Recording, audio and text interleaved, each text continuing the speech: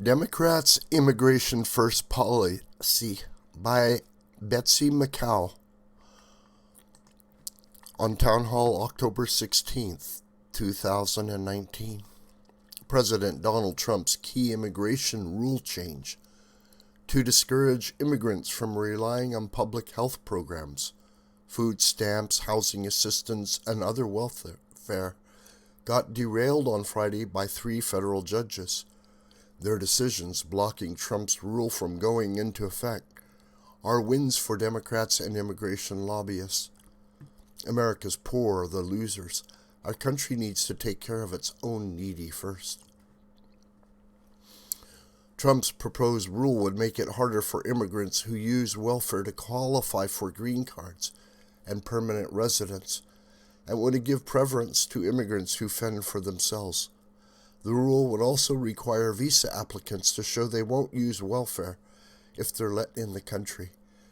Manhattan federal judge George Daniels blasted Trump's proposed rule as an exclusion in search of a justification, implying it was racist ploy to keep out foreigners. Judge Daniels has his facts wrong. There are already over 300,000 families in New York languishing on housing authority wait lists, and over 4 million people nationwide waiting for public housing or housing vouchers. Some suffer in squalor on the street. Welcoming more people into this country who can't keep a roof over their head without public assistance is insanity. Public opinion is on the president's side, according to Harvard-Harris poll. 60% of voters agree that immigrants who are likely to rely heavily on welfare instead of supporting themselves should be denied permanent residence. That's what Trump's rule boils down to. Judge Daniels mistakenly claims there's absolutely no support in the history of the U.S. immigration law for it. Daniels needs a refresher course. In 1882, as immigration soared, Congress voted to exclude any person unable to take care of himself or herself without becoming a public charge. That law is still on the books.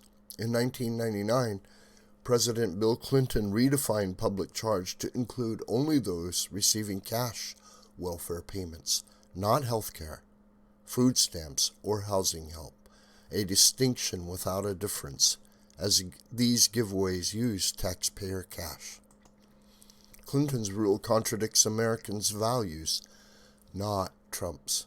University of California President Janet Napolitano slammed Trump's rule for discouraging foreign students from using food stamps and housing assistance.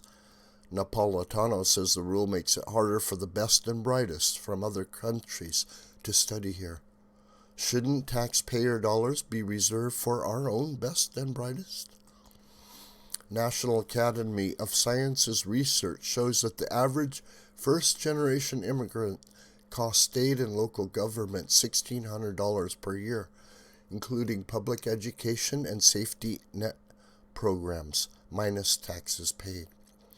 Newcomers who don't use safety net programs cost less, benefiting taxpayers.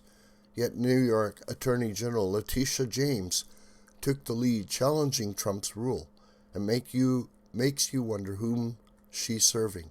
Definitely not taxpayers.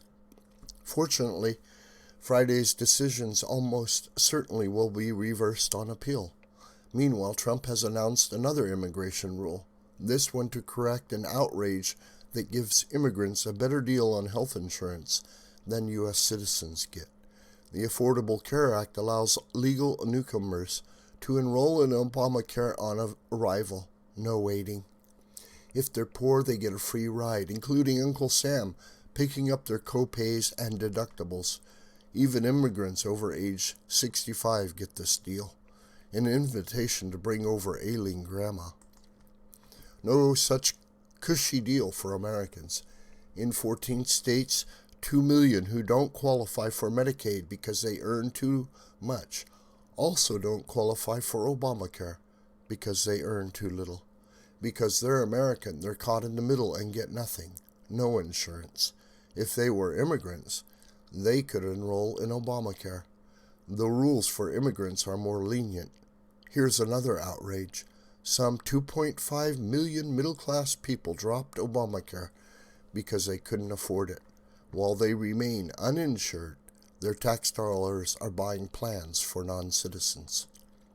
As global migration soars, nearly every developed country has adopted rules requiring immigrants to be self-sufficient.